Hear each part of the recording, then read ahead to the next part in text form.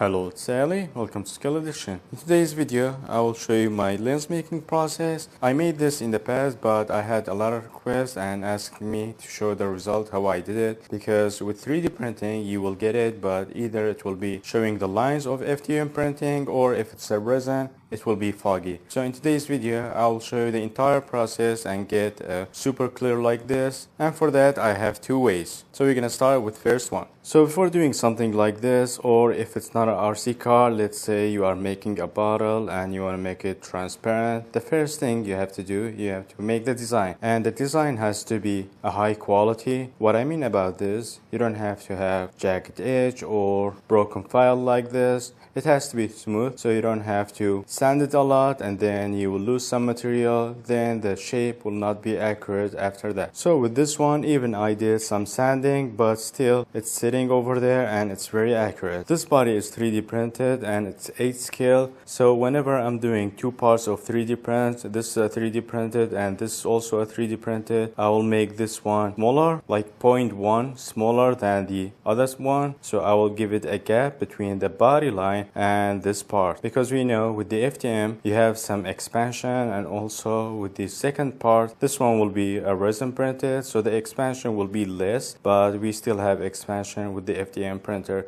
so I will give it 0.1 and it will be very accurate and it will sit right away. Alright, we are on SketchUp and I already have the design. If you don't have the design, you can make it on SketchUp. It's very easy designing software. You can learn it and there are so many videos on YouTube. So after exporting the file as STL, I will bring it to Cheeto box, which here we're gonna slice the file. And for slicing the file, we need support because we can't print it at the air. So we will give it a support, and I will try to put the support at the edges and not put on the lens. You still have to put some on the lens so it doesn't bend while printing, but we're gonna keep it as minimum. Here I'm using a clear resin, which you can find in many stores and also online for the other brands, and I think they all work the same and they need some work after printing, so you can make it clear like this.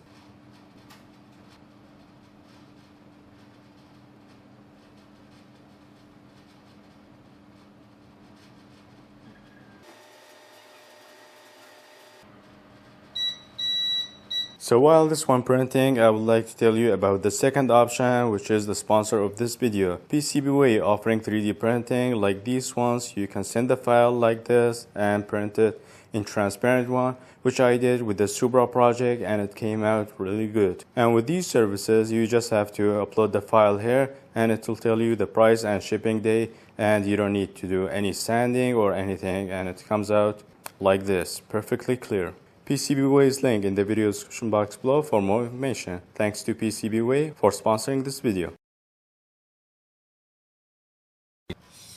I'm just gonna clean it with isopropyl alcohol and then we're gonna leave it to dry. Then I will cure it, but for that I'm not gonna remove the support, because if you remove the support and you cure it, it's gonna warp and bend. For that, either you have to leave the support or you make it thicker, but I'm not gonna make it thicker because 1 millimeter is enough to make it realistic and not be out of scale. That's what I'm gonna do. After curing, I will remove all the support. I will only leave this one so I can hold it over there and put clear coat on it, so it will be something like holding it on. But yeah, let's cure it and remove the support. Alright, now it's cured, and there is one problem. When you wash it with isopropyl alcohol and then cure it, it will be like this. It's not gonna have that shine when you take it out from the 3D printer and it's still wet and not cured yet. But after washing it, it will be like this. You can leave it like this without washing.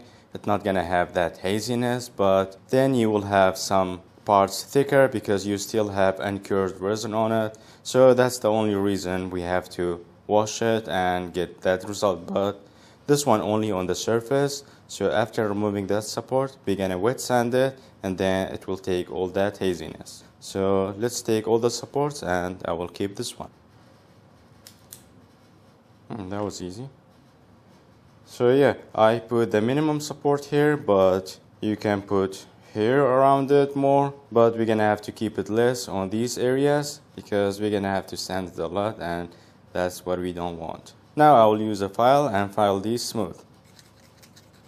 And it doesn't take that much because that surface area that bonds with that print, it's like a needle, and yeah, but here I will make it with the sandpaper.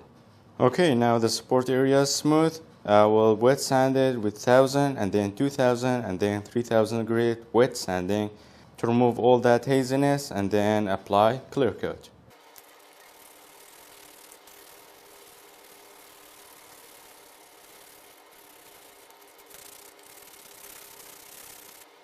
Now I only did the first stage of sanding, which is 1000 grit sandpaper, and you can see it's very clear now, and we're gonna go to 2000 and then 3000.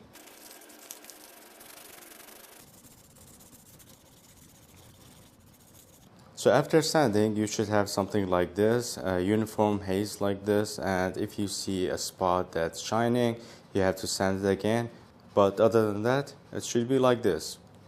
Okay, for the next stage, to make it transparent and not hazy like this, I'm gonna apply clear coat, and for that I have the clear coat here, and I will mix it with the activator, and also I will thin it down a bit so I can use airbrush. And for that we have the airbrush from gallery, and the good thing about this airbrush, you immediately can see it's a trigger type. The design is amazing. I had the other ones, it's like double action ones, and you can control the air and the amount of paint coming out, but with this one it can do it both at the same time, because I'm used to trigger like this. It's like a paint gun, and I've been using it a lot on painting rims and stuff like that, but this one is same. I don't think I will get back to other ones, but this is the one. And the other thing I like about this one, you can adjust the head and make it like a brush, horizontal brush or vertical brush, just by twisting this one. But this is what we need if you are painting a car or a model, and it will be brushing like this together, brushed on this lens. I will make sure to put the link in the video description box below so you can check it out. I just put it on this rotating table and hang it from that support that we lifted, and now I can brush it and it will be way easier to turn it around. But yeah, now we're gonna fill the brush and then spray it. And for spraying, I'm gonna turn this like this so the brush will be horizontal.